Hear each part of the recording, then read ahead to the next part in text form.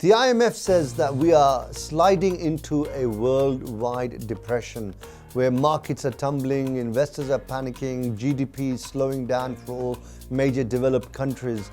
But how often do we analyze our spiritual health, our spiritual economy? Are we in a recession there, or is it booming?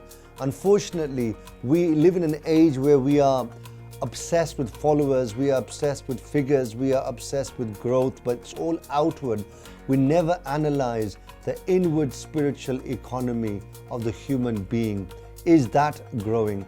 Is that stalled? Or is that in recession? Recession, which equals depression. There's certain types of people who build towers, but they never build their character, who invest in stock markets, but they do not invest in their own character in terms of their patience, managing their anger, developing their generosity and the good positive traits of their heart.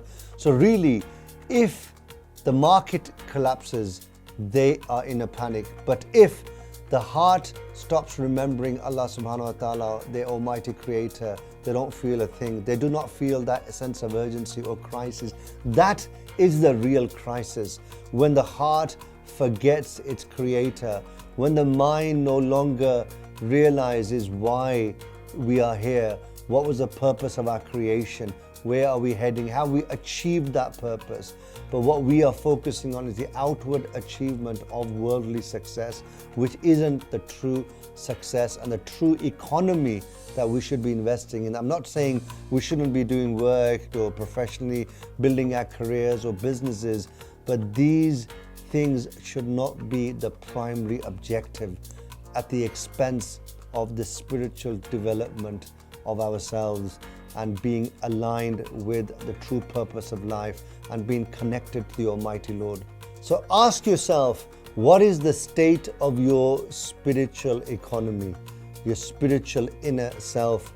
Are you in surplus, overflowing in generosity, gratitude, patience, selflessness? Or are you in spiritual recession where you are drowned in sin, in heedlessness? You're a miserly person. You're not sharing your blessings. As the beloved Prophet, peace be upon him, said, the real richness is not in outward wealth, it's in inner contentment. In a genuine economy, there shouldn't be these fluctuations of boom and bust, because these are engineered by the few for their own benefit, to keep the rich richer and the poor poorer. A real true economy based on inner spiritual dimensions, where if we focus on the inner spiritual economy, which will manifest itself outwardly, is that we develop the principles of generosity, faith-based living, the society which is based on gratitude, principles of justice, then everybody prospers, not just the few. This may sound like a political slogan, but it's a fact that we should be all working selflessly to ensure that the actual economy works for everyone.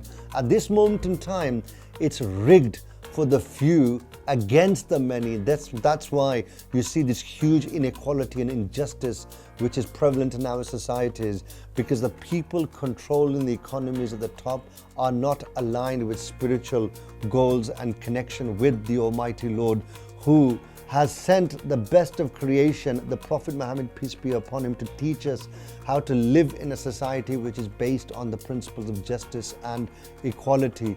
That's why we need to first and foremost work on the economy on the inside, which will then manifest into a healthy economy on the outside, benefiting everyone.